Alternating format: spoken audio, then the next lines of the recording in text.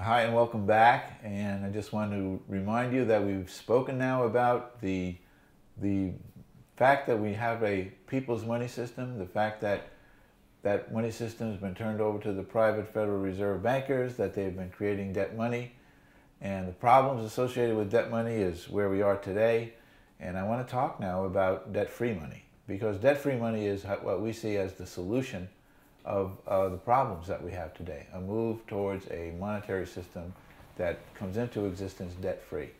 Now, it's a truism of the global economy that no country is operating on a debt-free money system. Basically, ever since we established in 1944 under Bretton Woods that all the countries would operate under a debt money system with the United States currency, and since then the world's economy has grown strictly using the debt money system. However, there have been many historic uses of debt-free money. We existed in this country, that is to say the colonies, for almost 100 years under debt-free money. And that experience under having a debt-free money system by the colonies provided the basis for us having a design in the Constitution for a debt-free money system. That is to say, to provide the government with the power to create the nation's money. The debt-free money system worked very well for the colonies. Very well, extremely well.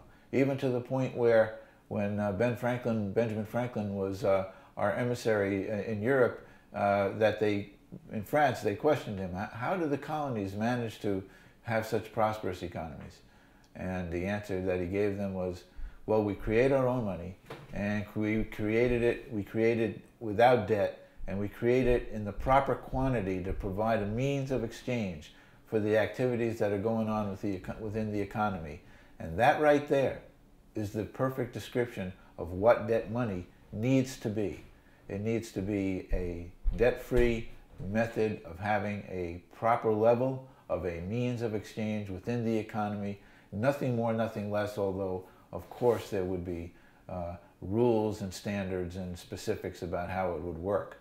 So we had the experience of the colonies. We even had the experience during the Revolutionary War while we were a confederation, before we had the Constitution. We operated on a debt-free money system. And then we operated primarily without having a debt-free money system until we came during the Civil War. And at that time, Abraham Lincoln went to the Congress, talked to the Congress about the fact that we did not have the money under the debt money system that we were using to pay the soldiers. And the congresspeople got together and developed the Legal Tender Act of 1862, excuse me, and in so doing established again a debt-free government-issue system of money creation. And that system stayed in place for almost 4 years, during which a great deal of money was created without any debt, and which served us very well in the years that followed. But we got back into private issues again, which resulted in ultimately the crash of 1907, and then we got the Federal Reserve System in 1913. And ever since then, the private bankers have been creating the money as a debt. Well, that culminated in the 1929 crash. And at the time of the 1929 crash, a group of economists, primarily centered at the University of Chicago, but with members that were from all over the country and all the business schools all over the country, developed something that they called the Chicago Plan for Monetary Reform. And the basic proposals that were contained in the Chicago Plan for Monetary Reform were a system of debt-free money issuance. And it's important to keep in mind this fact. The reason they did it was because they had seen the boom and bust cycles that result when you have a debt money system. And I talked about those earlier. They are inevitable in the debt money system. And they wanted to find a way to have economic stability. So they made their proposals.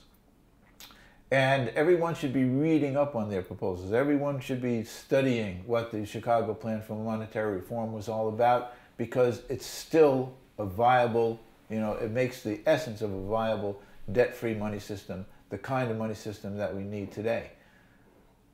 Many economists at that time backed the ideas that were contained in the Chicago Plan for Monetary Reform.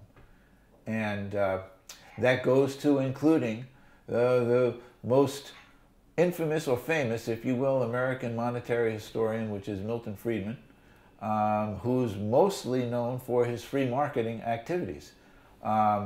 But in his early years, right after in the 1930s, when he was at the University of Chicago, he fully backed the principles in the Chicago Plan for Monetary Reform, and in fact, he himself later penned an article for the American Economic Review entitled "A Fiscal and Monetary Framework for Economic Stability." And in there, he called for the abolishment, basically, of the Federal Reserve System, the abolishment of the system of private creation and destruction of capital.